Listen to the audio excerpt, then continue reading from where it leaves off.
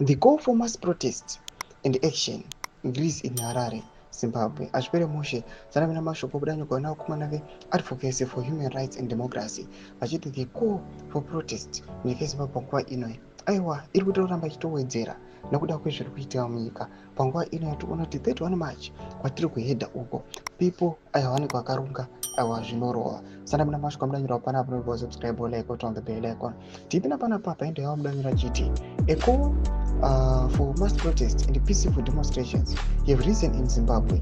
Civil society groups, churches, trade unions, human rights activists, and pressure groups have submitted their proposals to be allowed to air their grievances and the challenges facing Zimbabweans.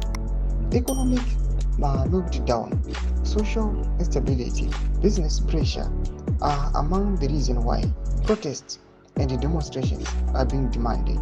Zimbabwe has 97% of unemployed youths, with the families struggling to feed beyond $2. Meanwhile, authorities are considering the applications because they are still to investigate the potential risk of the protest, where it can lead to the toppling of Mnangagwa due to ZANU factions fighting for power in succession matrix.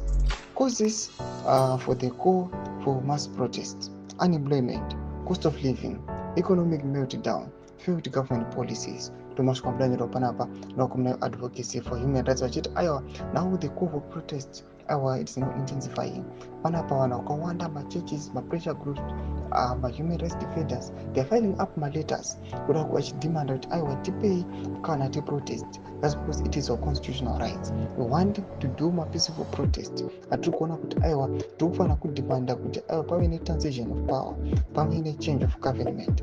To the Mafkura aim would be pumped to each. The comment section made to the Mafuro aim, so on subscribe or like, turn on the bell.